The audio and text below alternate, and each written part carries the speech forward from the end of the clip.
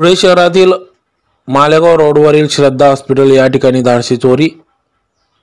याबाबत वृत्त असे की धुळे शहरातील मालेगाव रोडवरील श्रद्धा हॉस्पिटल असून या ठिकाणी चोरट्यांनी आपली संधी साधत या ठिकाणी 1 लाख रुपये रोकड व काही महत्त्वाची कागदपत्र चोरून नेल्याचं आझादनगर पोलीस स्टेशन येथे गुन्हा दाखल करण्याचे काम उशिरापर्यंत सुरू होते।